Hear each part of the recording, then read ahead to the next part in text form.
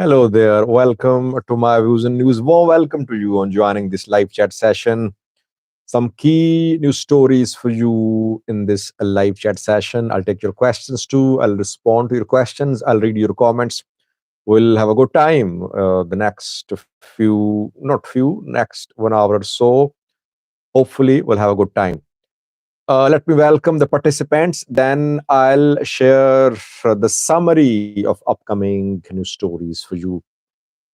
Klaus News, the first one. The man is always the first one when it comes to commenting in the live chat. It seems that he waits for the live chat to start every day. Samuel Falake, second one. Samuel joined too. Samuel is in touch with me on other mediums as well, and he's a very regular follower of the channel and very updated about the developments happening in Ethiopia, especially. A says hello, bright morning says hi. T says hi, Sajid. It's too cold today. Yeah, it's very cold here. Not below freezing point, but still very cold. I mean, 2 degrees centigrade, 3 degrees centigrade is very cold here from our standards here. Rather, where I live, we have extreme cold, extreme summer here.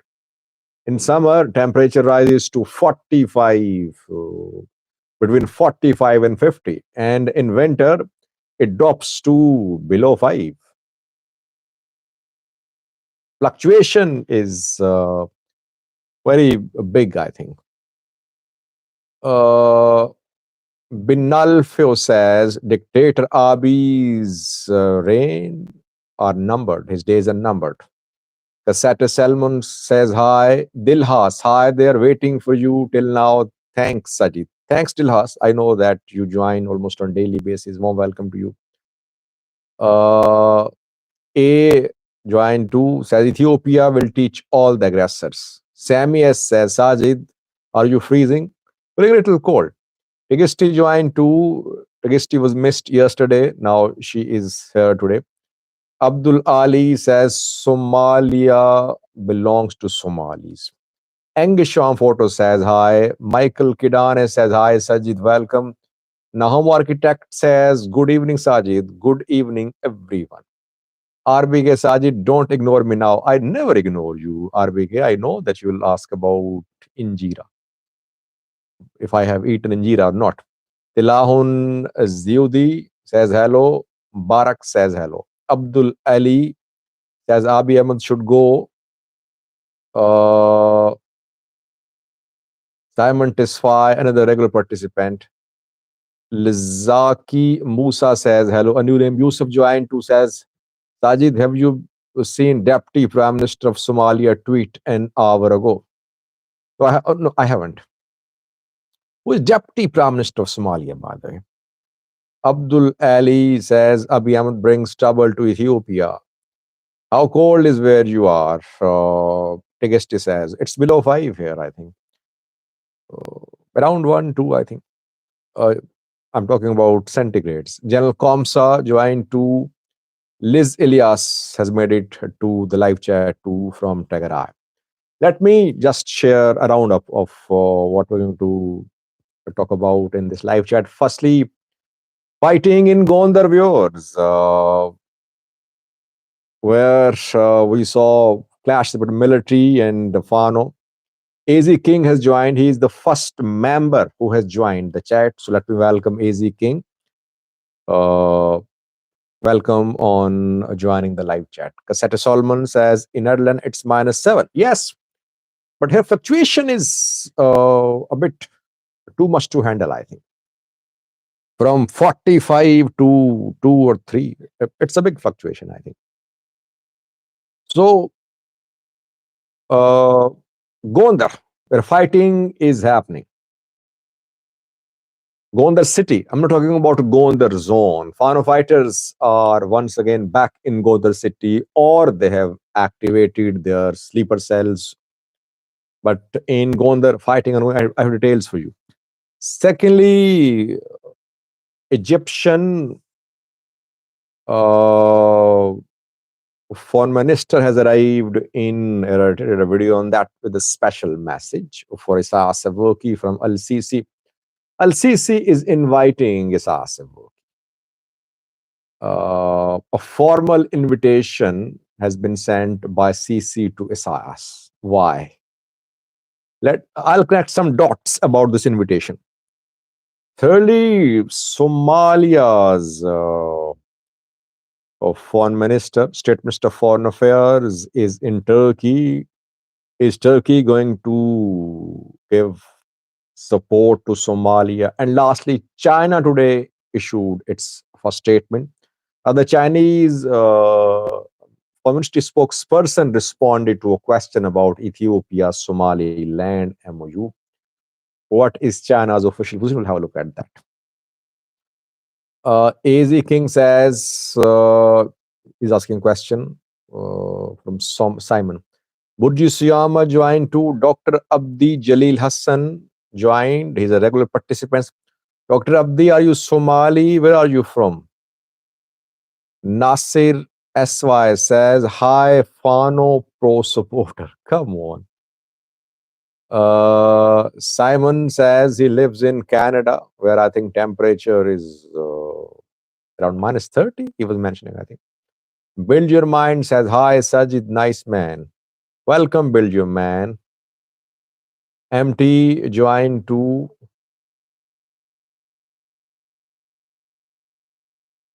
Red Fox says, bravo, Fano.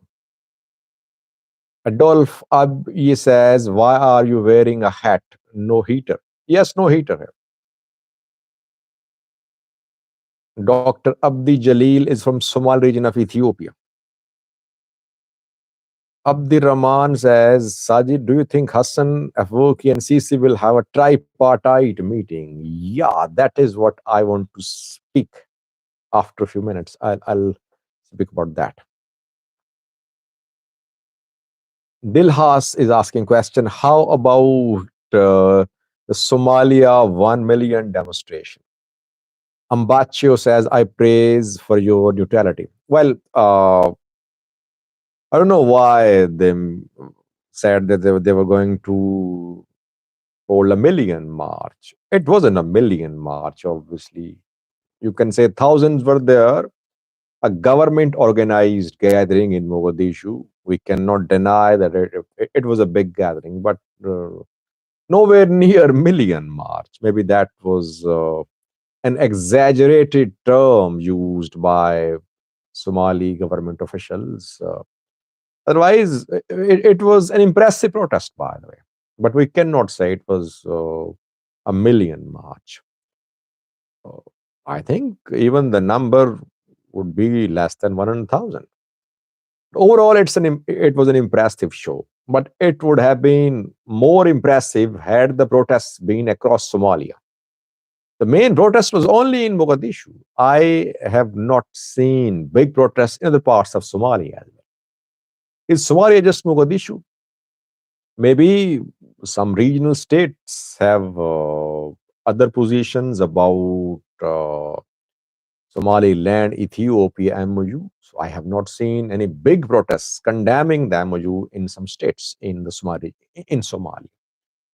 But overall, it was an impressive show. Government showed its resolve to the people, to international community, to regional players, to Ethiopia, to Somaliland, that it won't withdraw. It won't let Ethiopia set foot on Somaliland territory. But nowhere near 1 million march, obviously.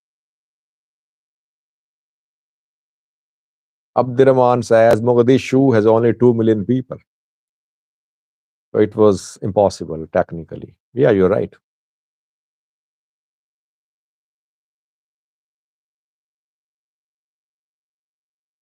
Yabio Tech says Eritrea is on the right track. There is good news in economy also. A support is on reconstruction to make for international use rather than depending on the betrayed Ethiopia. Well, I don't think Eritrea is on the right track when it comes to economy.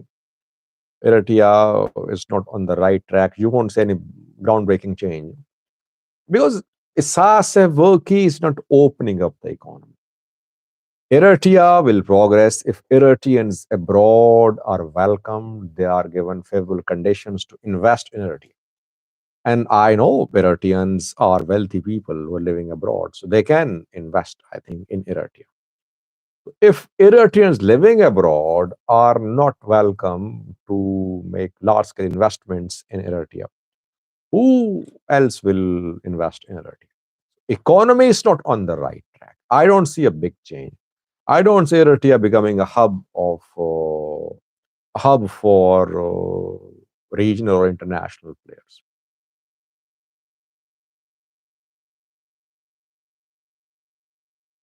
Oga's case says, is China supporting Somalia? I'll respond to it at the end because this is topic number 4. Horn analyst says, hi, Mr. Genuine Information Source.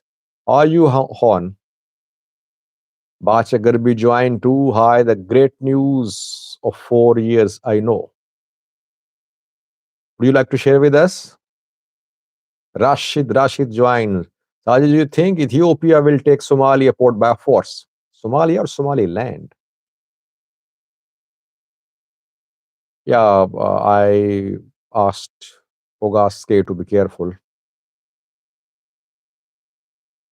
Let me start, viewers. Daniel Abate has joined too. Let me start from Gondar. Can I start? Then we'll talk about Egypt Eritrea engagement.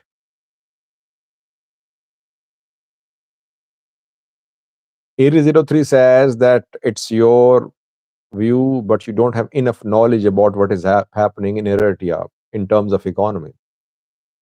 Would you like to share with me if you know a lot which I am missing, I am unaware of? Do get in touch with me, SAJID 67200. I would like to learn from you. I have not heard of any big economic uh, moves in Eritrea.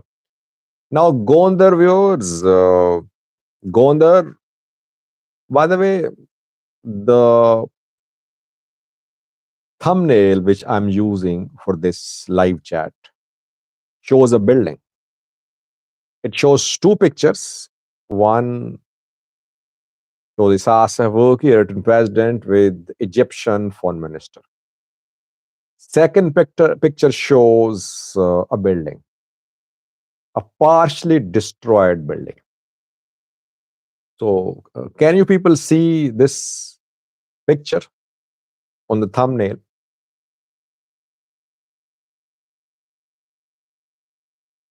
Thumbnail is the picture on top of a video. Whenever you want to watch a video, you click the video, you always see a picture. That is called thumbnail. We call it thumbnail. This building is situated in Gondar, Gondar city. It is situated close to Gondar edible oil factory. Gondar edible oil factory is situated in northern part of Gondar city. And this building was pounded with heavy weapons by security forces. Fano fighters were using this building. And the condition of this building indicates how it was bombarded by security forces. It means security forces used heavy weapons to bombard this building. And some other buildings were bombarded as well. Fano fighters are in Kabale 18 of Gondar city. We have been able to confirm around 5 to 6 hours ago. One of my friends shared these pictures with me, and he shared some other pictures too, and he shared almost live coverage from the area. He was very close to the area where gunfire was ongoing. So I pray for his safety. He joins live chats too. Uh, People want the truth to be aired on my views and news, on news outlets covering Ethiopia, but they're scared too because if government knows that people are giving information to news sources, obviously they'll be arrested. But people want truth to come out. So the man shared with me live report from the area, sounds of gun shots, sounds of heavy weapon firing was being heard in the background. And he confirmed that there was an engagement between foreign military and Kabul 18. I waited. Then I confirmed from other sources too. Now we have confirmed that once again clash is ongoing between Fano and military in Gondar city. There was heavy fighting between Fano and military in Gondar 2 to 3 days ago, and dozens killed on both sides in that clash. Militia members, police members, some Fano trainers, E&F members were killed. And reportedly, Fano fighters carried out attacks on Prosperity Party members' houses too. Gondar mayor allegedly came under attack, but he survived. So, fighting resumed in Gondar. Fano groups want to ensure that they have cleaned Gondar city, because in Gondar there is pro government section of elders, of militia backers, and on the other hand, government wants to clear Gondar. It wants to clear Gondar of all pro-Fano elements. That is why, though 2 days ago, Fano fighters largely withdrew from Gondar city, but either they re-enter today, or some of their fighters did not withdraw and they were based in Kabul 18, and today these sleeper cells were activated. Yeah, you're right, Ezi King. Abi's wife, Zinash Tachu's family is from Gondar too. And that is why it is easy for government to get in touch with Gondar Fano commanders. The damage suffered by this building indicates that government is not showing any government is not pulling any punches in the operation against Fano fighters. So where Fano fighters are based, those buildings are being destroyed. They're being leveled by security forces. This is the level of confrontation, intensity of fighting between Fano and military in the Amhara region in Gondar city. The large holes in the building clearly indicate that heavy weapons were used by security forces to bombard this building. This is the latest from Gondar. I think in around 9 to 10 days ago, Epiphany will be celebrated across Ethiopia. And if I am not wrong, Gondar is the center of Epiphany celebrations. Am I correct?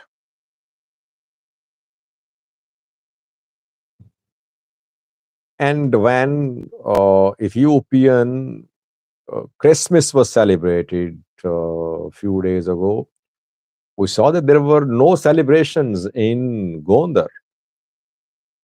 Thank you, Alex, for confirming.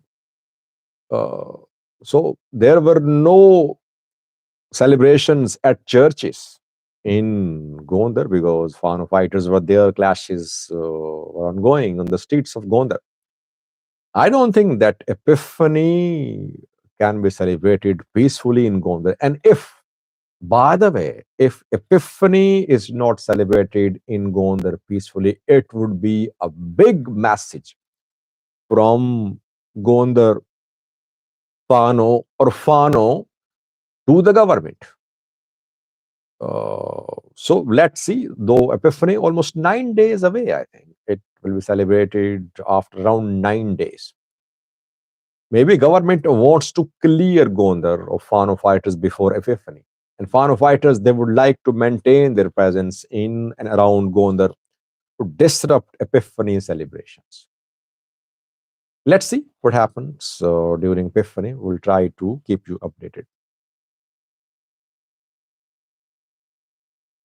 This is what is happening in Gondar. My life says, Sajid, I heard you saying that Ethiopians are capable of doing anything, and you mentioned good, but it under the leadership of Meles Zenawi. That project was built, something you haven't mentioned. Well, I am not taking credit away from Meles, from EPRDF. I talked about Ethiopians. Obviously, Malice was not alone. Malice had Oromo, Amharas on his side as well. Uh, so I think GERD is an Ethiopian project. Imabi was under immense pressure when he came to power, and it was being speculated that he might rescind the filling of the dam. In 2021, he was under immense pressure, but still he did not discontinue the filling of the dam and he did not shelve the project. So I think credit goes to all the leaders, especially to Malice, EPRDF, then PP as well. So I always say it's an Ethiopian project. It shows how capable Ethiopians are. If they focus on a project and if they want to achieve something, they have the capability. Problem is that there is so much internal conflict and infighting that they cannot agree on some common agenda. Fikro Ziharero says, Namaste. What do you think of Lido Ayalio's thought and opinions in his discussions with various media with regarding to current political situation? Well, I don't follow, by the way, the news shows and talk shows and discussions involving Ethiopian leaders based abroad. I don't know local languages as well, so that is why. But I think Lidito, Jawar are not analysts. Professor Gabisa can be an analyst. He is an analyst. But Lidito, Jawar, Baklegarba, they are politicians. They have a duty to serve their people. They should say goodbye to politics, like Baklegarba did. If they are politicians, then they'll have to lead their people. They left their people, they are abroad, they're waiting for the right time, they'll come back and they'll say that they've been doing a lot for their people. No. They are just trying to survive. And trying to survive means that they want to be seen on thank you, Lion Killer, for becoming a member. Membership is growing, still speed is slow. Hopefully one day we'll start member specific chats. You can be a member if you want to be. You can click a link given in community section and description section of this video. So I think Ledito and Jawa's views are commendable. They know what is happening in Ethiopia. Question is, they're not ready to be part of the struggle for change. What are they waiting for? Kira joined too. Kira Amare, welcome, Kira. Beniam Matthew says Lidito is abroad for his medical issues. Yeah, whenever they want to go abroad, they suddenly have medical issues. When will his medical issues come to an end? When will he recover? Has he made an announcement to return to Ethiopia? Skandar came back to Ethiopia, by the way. People say, Sajid, you're a big fan of Skandar. I am not big fan of Skandar, but Skandar went to US. He was released from prison. He resumed. Political struggle, he faced pressure. He went abroad, met his family in US. There he was warned that he should not return to Ethiopia. He returned. He took up arms. Yes, we might not agree with his way of resistance because region destabilized, people dying. But he returned to Ethiopia. He is fighting for his people, with his people. These politicians living abroad I am not saying they should take up arms, but they have the responsibility to lead their people. What are they doing? Are they doing something to pull their people out of crisis? Armed resistance is not the only means of struggle. You can launch a political struggle as well. You can launch a diplomatic struggle as well. What are they doing? I mean, I don't know about their achievements. What is Java doing? What is Idrito Ayale doing, except for appearing in interviews? Because they want to be visible, they want to be alive in media.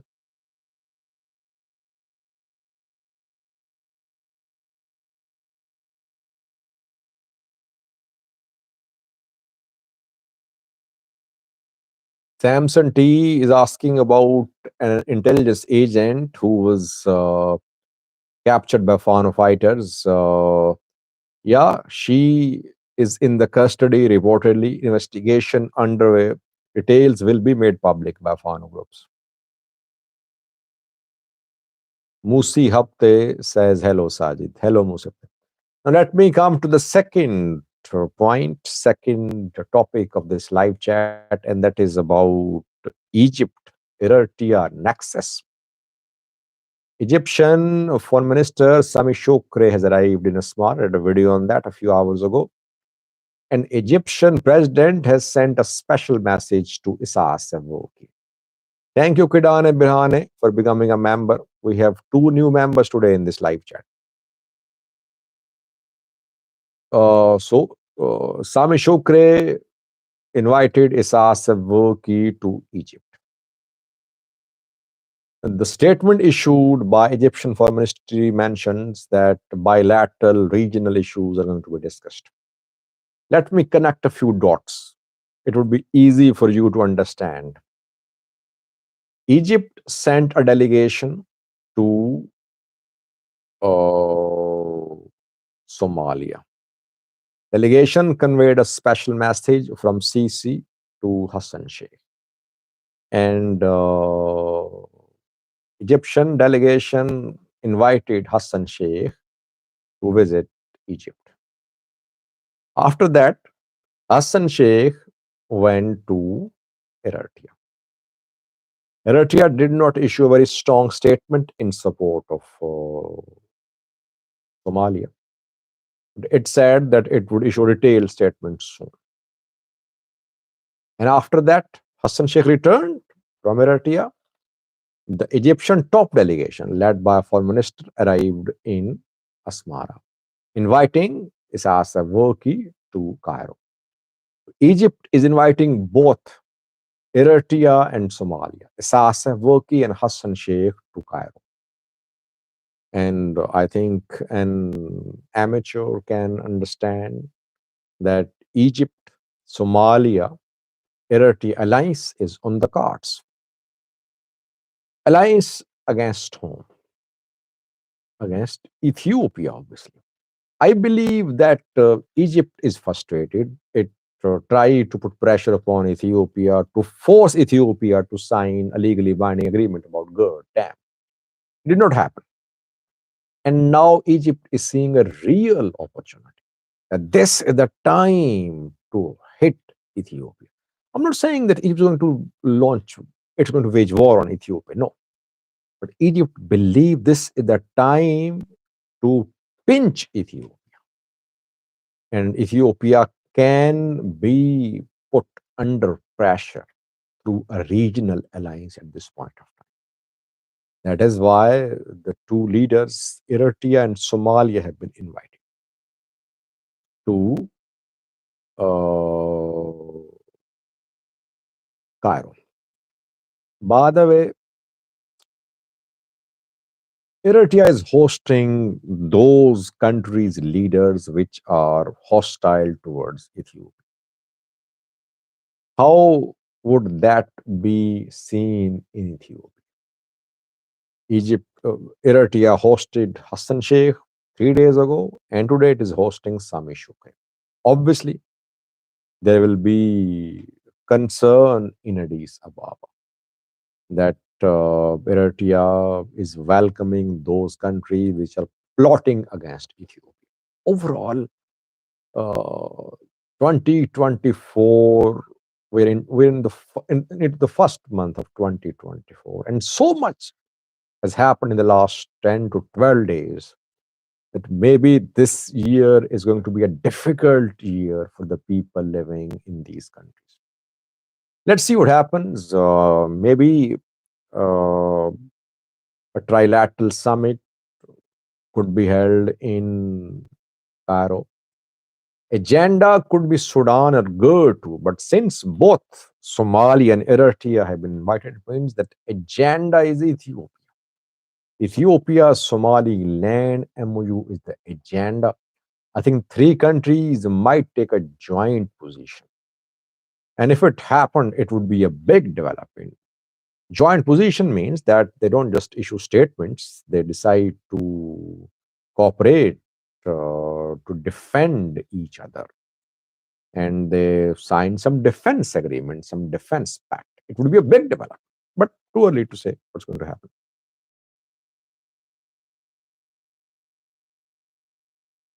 Aschalio says, Sajid, what is your view on Demake McConnell, all-time deputy? Yeah, he's a deputy, he will remain a deputy. No matter who is in power, he knows how to win the hearts of those who are in power. Whether the ruling man is from Tagarai, Amhara, Oromia, but he knows how to click with them. So he is a very seasoned player in the corridors of power.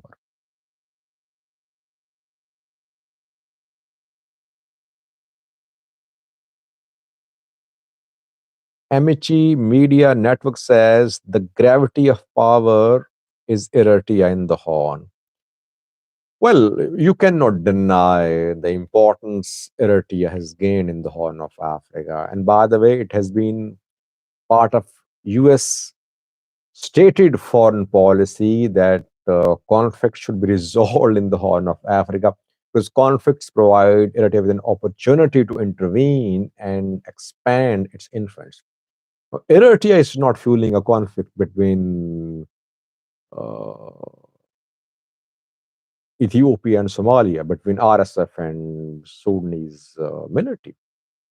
But it will definitely try to make the most of this conflict by keeping the conflict away from its borders and by backing its blue-eyed groups there. Kira says Tigray people are dying of hunger. Yes, Kira, I agree. Humanitarian situation in Tigray is not improving. One after the other conflict. Government fighting on multiple fronts. Government opening some new fronts as well.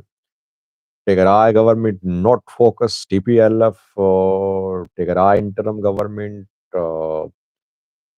Military not on the same page. I think 2 days ago, we heard from one Tigray opposition party calling for establishment of a broader coalition to rule the region to give a proper response to the humanitarian situation.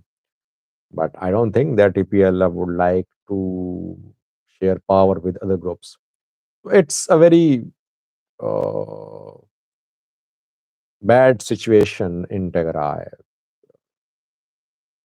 So many issues that it is difficult for Tigray leadership to handle all the crises. And federal government maybe has forgotten Tigray or it wants to get something from Tigray. It wants some assurances from Tigray before it would like to be proactive to put an end to the humanitarian situation in Tigray. I think TPLF, Tigray interim government, they should work on their own. They should unite and they should involve Tigray diaspora. Tigrayan diaspora can pull Tigrayans out of this crisis. But if Tigray government continues looking towards federal government, I don't think the federal government would do a lot to alleviate the suffering of people in Tigray.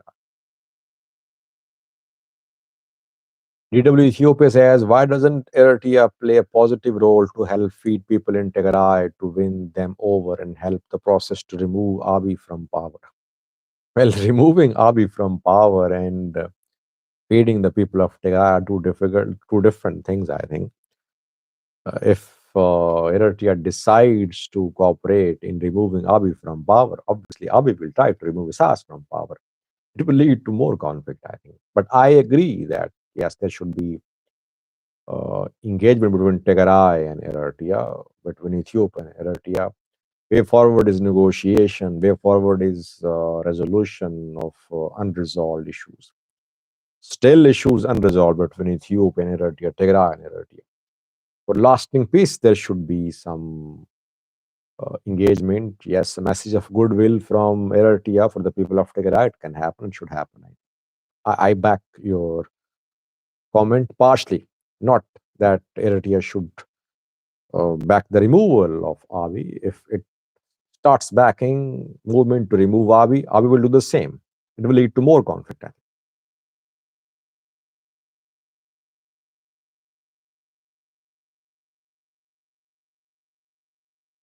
Now, let me speak a little about the third topic, which is about Turkish support for Somalia. Let me read a comment from Bacha Garbi says, Sajid, do you see any neighboring countries against Ethiopia, Somaliland deal? Why does Eritrean people only against Ethiopia on social media? Is this really about this MOU? Well, I think after Pretoria deal, gradually Ethiopia-Eritrea relation deteriorated. Eritrean government was not happy with the way deal was implemented. So gradually, Eritrean government-backed activists turned against PM Abiy. Then, when PM Abiy launched a crackdown on Fano, this criticism from Eritrean activists intensified because Amhara Fano Eritrea alliance is not a secret. And lastly, when PM Abiy took a position about access to the sea, then this criticism reached the highest level. Now, third news story views Somalia's State Minister for Foreign Affairs is in Turkey. Math Channel has joined too, says hi, Sajid. Welcome, Math Channel. And there are talks underway. Somalia wants Turkey to be on its side. Turkey has issued some very strong statements in support of Somalia so far, by the way. This is the start of this new tension in the area between Turkey, between Ethiopia and Somalia. Turkey was quick to support Somalia, but and Turkey provided TB2 drones to Somalia in the fight against Al Shabaab. Turkey has a military base in Somalia, but and Turkey trained Somalia's military too. But will Turkey provide naval support to Somalia? Somalia wants more from Turkey. Will Erdogan involve himself in this conflict? Will he play the role of a mediator or will he take sides? Somalia wants Turkey to be on its side. That is why talks underway. Top foreign officials from Somalia are in Turkey. Lastly, China issued a statement today, viewers. Not a statement, a Chinese Communist spokesperson responded to a question about Ethiopia, Somaliland, MOU, and the spokesperson clearly said that Somaliland was part of Somalia, that China would support all efforts to protect Somalia's territorial integrity and sovereignty. This position taken by China, not surprising. Why? Because China has claims to Taiwan. Taiwan is in almost a similar situation like Somaliland is. If China backs recognition of Somaliland by Ethiopia, obviously countries will recognize China, they recognize Taiwan too. So that is why China obviously won't back Ethiopia, Somaliland MOU. And that is why the spokesperson clearly said that Somaliland is part of Somalia. But to say that China would involve itself in support of Somalia, in support of military support to Somalia, no, it won't happen. China is not known for involving itself, intervening in conflicts across the world. It uh, keeps a low key in most cases. China avoids African politics. Yes, it does not take sides mostly because it operates like a business entity, like a businessman. So it wants to protect its investments in Africa. It does not want to be seen as partial, as backing one party or the other.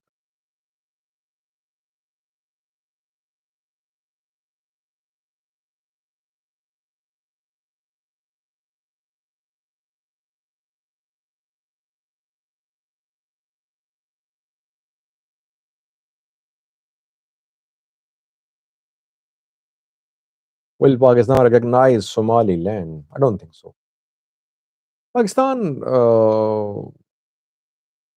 does not have any presence, strategic presence in Africa. So whether Pakistan recognizes Somaliland or not, it isn't on the agenda of Pakistani foreign ministry. But no country has recognized Somaliland so far. No country in the world.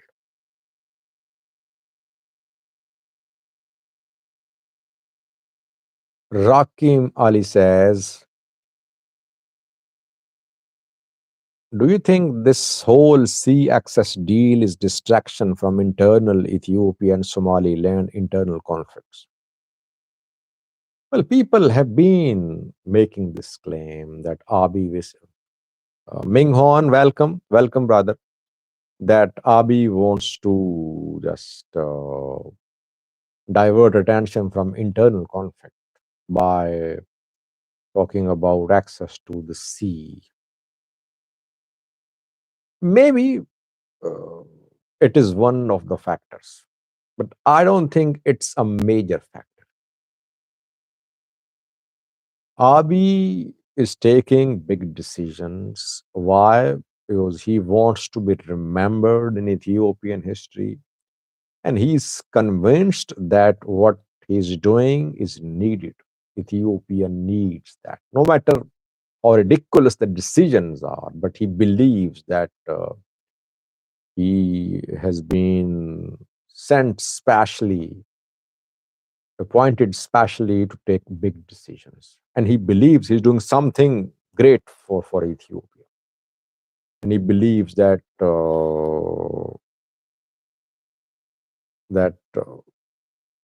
Ming Hon is talking about some new procurements by Somalia's army. I'll look into it, Ming Hon. And that is why he's making big decisions. But he is opening so many fronts that it is difficult to handle. For example, he decided to disband Fano. It was a big decision. And that decision led to instability in the entire Amhara region. He decided to make a claim to ports in the Red Sea like Assam. Indirectly, he made a claim, and that led to the rising of tension between Ethiopia and Eritrea. Then his government started going after, criticizing Djibouti, that Djibouti was charging high fees from Ethiopia. Djibouti Ethiopia relations soured a little. And now he struck a deal with Somaliland, Somalia threatening Ethiopia. Talks happened with Ola, talks collapsed, and now fighting ongoing there. And he, by the way, he tried to back a faction to weaken the church as well earlier this year. That effort did not succeed. So the man is making big decisions. Some of these big decisions are backfiring. Some are working. Overall, conflict after conflict.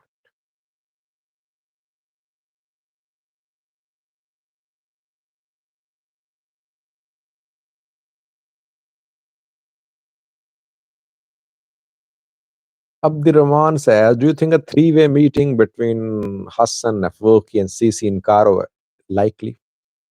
Well, if it happens, it would be a big development. Maybe they'll meet there, but not publicly. Maybe one after the other, there'll be some meetings there.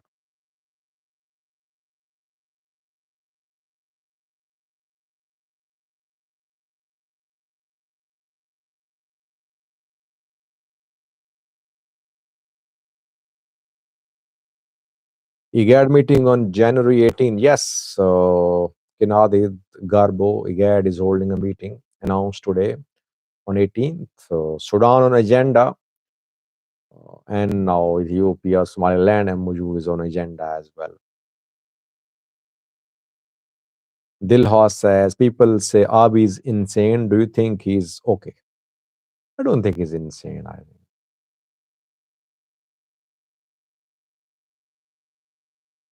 power goes to your head. It happens. No matter how small you are, how small power you exercise, but still it affects you, how you think. But I don't think Abiy is insane. If he's mad, then there is method in his madness. The famous line from Shakespeare's Hamlet.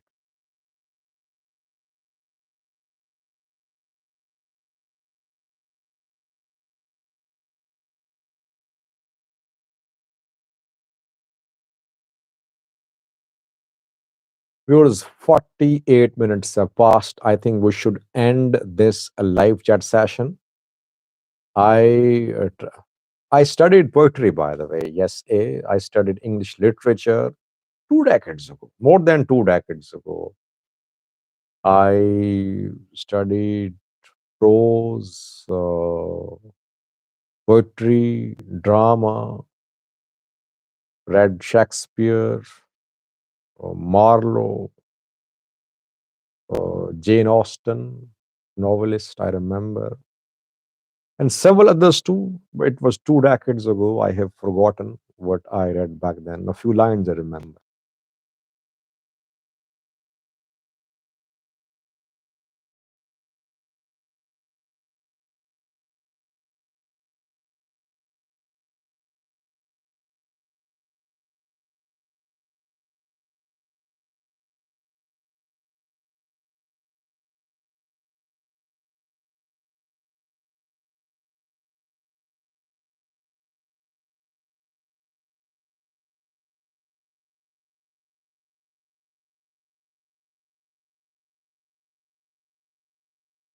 Thank you for joining this live chat, viewers. I think we should end today's session. Tomorrow I'll be back. Lion Killer says, Sajid, were you a cop or a military? I was a cop. I worked in intelligence agencies as well. So I know a little bit about security matters. Thank you for joining. We'll see you tomorrow in the next live chat session. Last question from Alim, one of my members. Does the MOU make Ethiopia more secure or less secure? That will be determined after a month. If Ethiopia manages to implement the MOU, obviously it will lead to increase in Ethiopian strength because Ethiopia will have access to the sea. But if Ethiopia is stopped, obviously it will weaken Ethiopia's image regionally, internationally. And internally too, PM Abiy will face the blowback, I think. Let's see. See you tomorrow, viewers. Thanks for joining. Stay blessed. Bye bye.